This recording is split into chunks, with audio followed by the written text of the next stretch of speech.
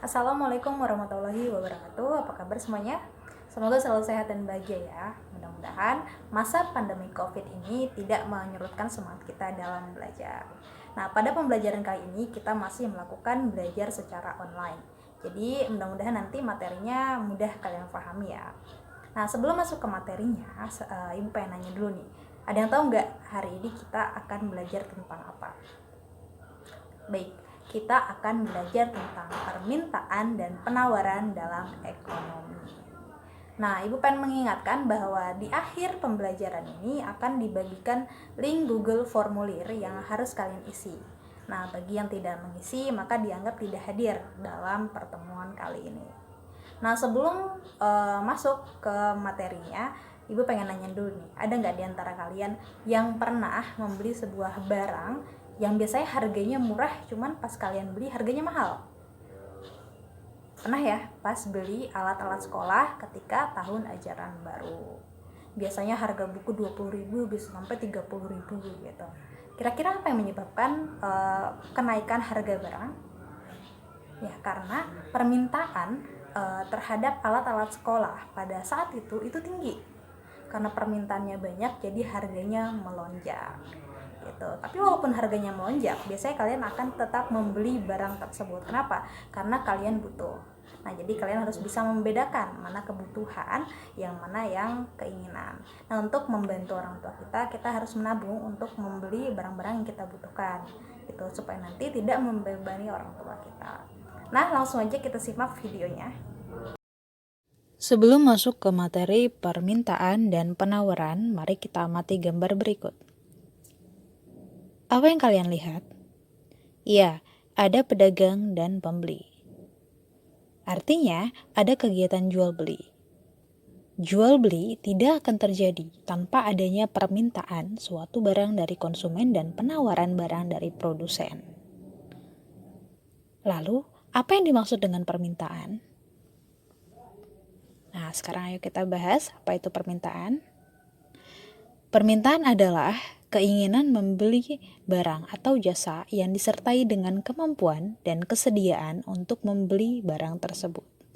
Jadi kalau misalnya ada keinginan tanpa ada kesediaan dan kemampuan, tidak bisa dikatakan permintaan. Atau dengan kata lain, permintaan adalah jumlah barang dan jasa yang ingin dibeli oleh masyarakat dengan berbagai tingkat harga dalam waktu tertentu.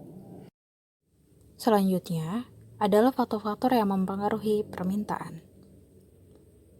Ada beberapa faktor yang mempengaruhi tingkat permintaan. Yang pertama adalah pendapatan. Jika tingkat pendapatan di sebuah negara atau di sekelompok masyarakat tinggi, maka permintaan yang tercipta pun akan tinggi. Begitupun jika tingkat pendapatan rendah, maka permintaan yang tercipta pun akan rendah. Yang kedua ada harga barang. Nah, harga barang sendiri juga mempengaruhi tingkat permintaan yang tercipta. Ini akan ada hubungannya dengan hukum permintaan yang akan kita bahas. Kemudian yang ketiga ada selera. Nah, selera ini sangat berpengaruh kepada tingkat permintaan. Ketika masyarakat berselera atau memiliki selera terhadap sebuah barang, maka permintaan terhadap barang tersebut akan tinggi. Selanjutnya jumlah penduduk. Jika jumlah penduduk di sebuah negara banyak, maka tingkat permintaan yang tercipta pun akan banyak. Begitupun jika jumlah penduduk rendah, maka tingkat permintaannya pun akan rendah. Kemudian ekspektasi harga di masa depan. Ketika masyarakat atau konsumen memperkirakan ada kenaikan harga di masa depan, maka di masa sekarang atau di masa kini akan terjadi kenaikan permintaan. Lalu kurva permintaan.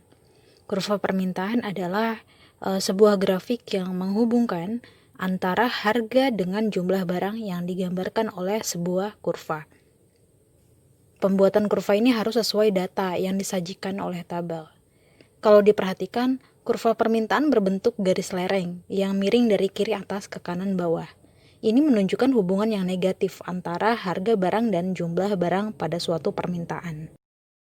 Nah, bentuk hubungan yang negatif tersebut bisa kita temui dalam hukum permintaan yang bunyinya, semakin rendah tingkat harga, maka permintaan terhadap sebuah produk atau jasa akan semakin meningkat. begitupun sebaliknya. Nah, ini bisa kita temui di kehidupan sehari-hari.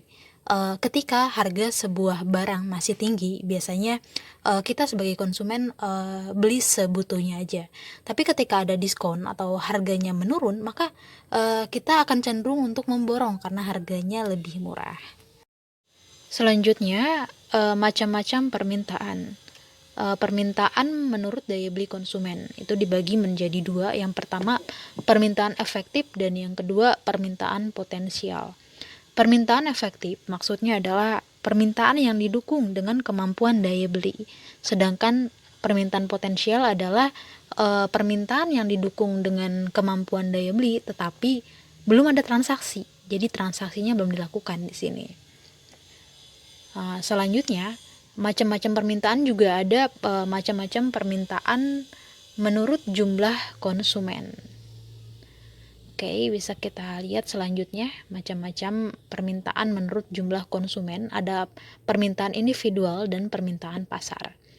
Permintaan individual dari namanya, berdasarkan namanya, berarti permintaan individu atau permintaan dari masing-masing orang pada sebuah barang. Sedangkan permintaan pasar adalah permintaan yang dilakukan oleh masyarakat pada umumnya. Jadi jumlah konsumennya kalau individu itu hanya perorangan, kalau pasar itu sudah banyak ya, sudah sekelompok orang. Jadi disebutnya permintaan pasar. Kemudian masuk ke pembahasan tentang penawaran. Apa itu penawaran? Ini bisa dibaca. Penawaran itu adalah kesediaan penjual atau produsen untuk menjual atau menawarkan berbagai barang dan jasa pada tingkat harga tertentu. Nah, penawaran ini juga memiliki faktor-faktor yang dapat memengaruhi tingkat penawaran itu tersendiri. Jadi nggak cuma permintaan yang memiliki faktor-faktor yang memengaruhi, begitupun penawaran ya, pasti dia juga memiliki faktor-faktor yang memengaruhi. Nah, diantaranya biaya produksi, teknologi, subsidi atau pajak, bentuk pasar, kemudian ekspektasi harga di masa depan, kemudian harga barang lain. Biaya produksi maksudnya ketika biaya produksi itu tinggi, produsen akan cenderung menurunkan tingkat produksinya atau terjadi penurunan penawaran. Kalau teknologi, seandainya produsen sudah memiliki teknologi yang canggih, bisa jadi dia akan meningkatkan penawaran. Kenapa? Karena barang yang diproduksi lebih banyak. Nah, kemudian di sini ada kurva penawaran. Sama seperti permintaan yang tadi, penawaran juga memiliki kurva. Yang kurva ini menjelaskan hubungan antara harga dengan jumlah barang yang ditawarkan. Nah, boleh dilihat, diperhatikan kurvanya. Di sini ada perbedaan antara permintaan dengan penawaran. Ya, betul. Kalau di permintaan tadi, kurvanya itu bentuknya dari kiri atas ke kanan bawah. Kalau dalam penawaran itu kurvanya dari kiri bawah ke kanan atas. Nah, ini menunjukkan hubungan yang positif antara harga dengan jumlah barang. Makanya fungsi dari penawaran ini adalah PS sama dengan A plus BQ. Diperhatikan, di sana ada tanda plus di fungsinya, A plus BQ.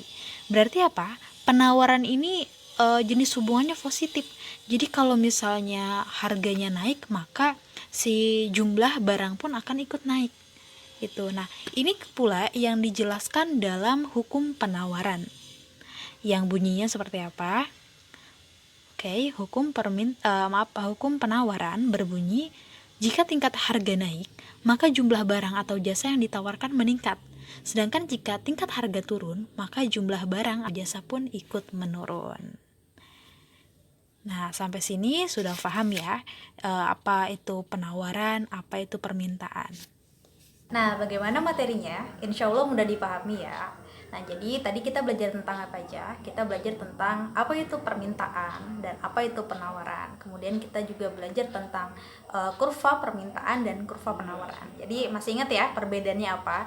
Kalau di kurva permintaan, ketika harga naik, maka permintaan akan atau jumlah yang diminta akan turun. Dan ketika harganya turun, maka permintaannya akan naik. Beda dengan penawaran. Kalau penawaran, seandainya harganya naik, maka penawaran dari produk atau dari produsen kepada konsumen itu akan naik juga gitu. Nah, nanti penawaran dan permintaan inilah yang akan memengaruhi kuantitas barang yang dijual di pasar, juga harga yang tercipta karena adanya permintaan dan penawaran tersebut. Nah, bagi teman-teman yang mau bertanya tentang materi yang baru saja disampaikan, boleh ditanyakan di bar komentar, dan tugas yang tadi disampaikan di awal boleh langsung diisi karena akan menjadi poin kehadiran untuk kalian. Oke, sampai di sini. Assalamualaikum warahmatullahi wabarakatuh.